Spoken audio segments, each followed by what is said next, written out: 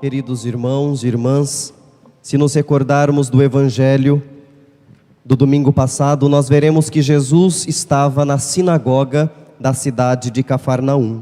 E como nós comentamos semana passada, a sinagoga representava a estrutura judaica, a religião daquela época, do contexto de Jesus, que excluía os impuros, os enfermos, os pecadores públicos. Estes eram considerados castigados por Deus e, portanto, excluídos da presença de Deus, não podiam participar na sinagoga.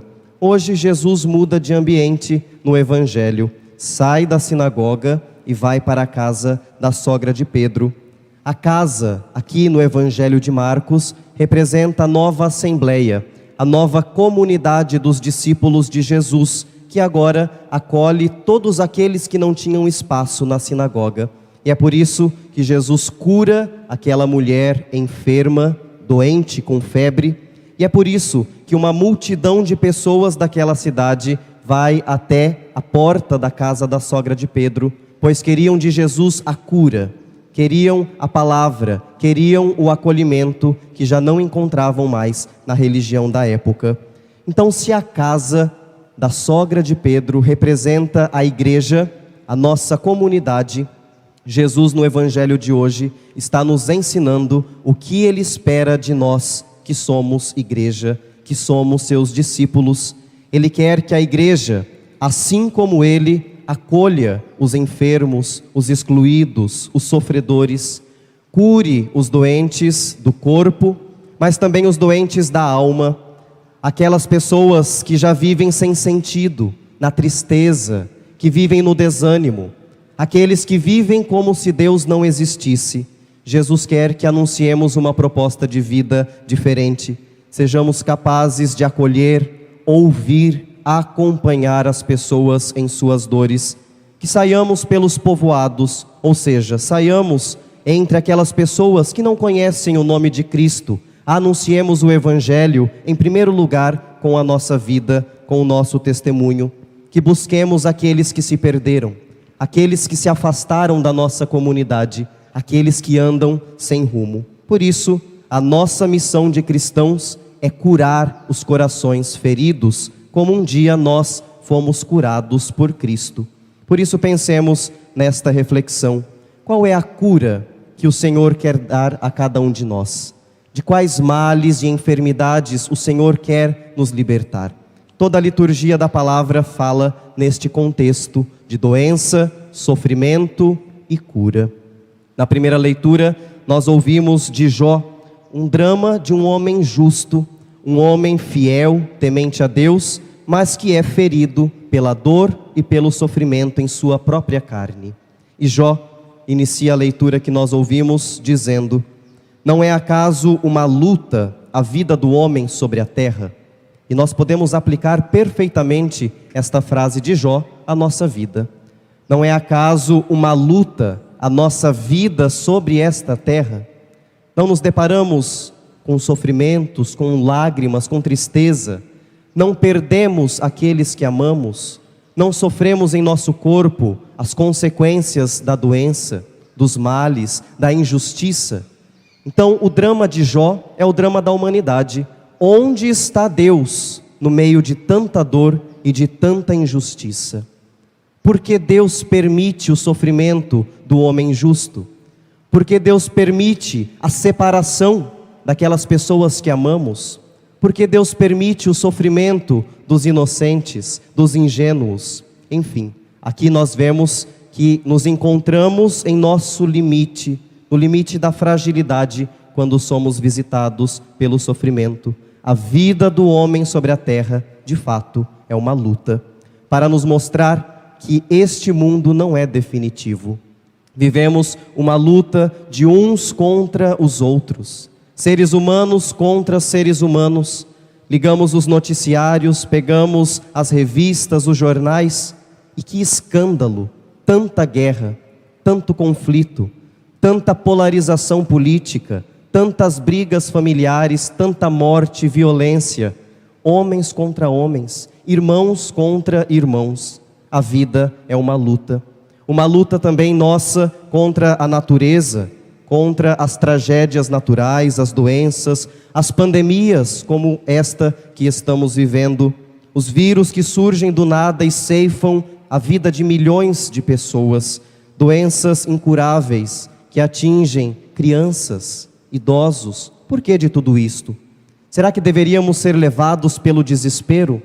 Olhamos para o nosso próprio coração e vemos que às vezes lutamos contra nós mesmos, contra os nossos sentimentos, nossas inclinações para o mal, o nosso egoísmo, nossa falta de fé, muitas vezes. Jesus vem nos ajudar a entender esta dificuldade. Onde está Deus no meio de tudo isso? Deus está no meio do sofrimento. Assim como esteve na cruz do seu Filho, como está em tantas injustiças, em tantos conflitos, do lado daqueles que sofrem, Deus está também do nosso lado, em nossas dores e em nossas lágrimas. Por isso precisamos ter um olhar de fé diante do sofrimento e da enfermidade. Entender que é preciso amadurecer com a dor. Todo sofrimento nos apresenta qual é o essencial em nossa vida. Estamos buscando o essencial de fato ou o periférico?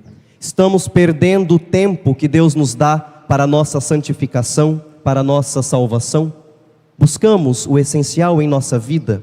O que fazemos com as oportunidades que Deus nos dá? E Jesus partilha da nossa dor. Partilhou na cruz, partilhou da nossa morte. Hoje no Evangelho se relaciona com a doença daquela mulher prostrada na cama. Jesus cura a sogra de Pedro, que estava de cama com febre. Naturalmente, a febre é uma doença física.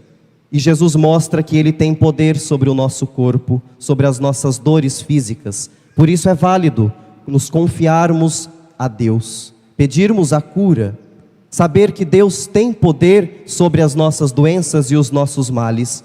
Mas a febre física daquela mulher simbolizava também as nossas doenças espirituais. Daquela mulher que ardia de febre, que estava deitada na cama, impossibilitada de trabalhar, de servir, está figurada a nossa carne, que arde com muitas febres causadas pelo pecado. E todos nós sabemos quais são as doenças que atingem o nosso coração, que atingem a nossa alma e nos impedem de ser livres, nos impedem de ser amigos de Deus. É isso que nos faz o pecado. Nos deixa prostrados, caídos por terra, incapazes de servir, de conduzir a nossa própria história, de ser livres, nos faz inúteis para o trabalho, rouba a nossa alegria, nos mata aos poucos. E às vezes nem percebemos que o pecado nos mata, que o pecado nos rouba a alegria, que o pecado rouba as nossas relações humanas. Quando me deixo levar pela ira, eu estou padecendo de febre, não no corpo, mas na alma. Quando maltrato o irmão que Deus colocou ao meu lado, em minha vida, em minha família, em meu trabalho, padeço de febre na alma. Quando me deixo levar pela ilusão do poder, quando me acho maior do que os outros, padeço de febre em minha alma. Então a pior doença não é aquela que fere o corpo, mas aquela que destrói a nossa relação com Deus. Não é aquela que tira as nossas forças físicas, mas aquela que nos impede de ser bons, de ser amigos de Jesus.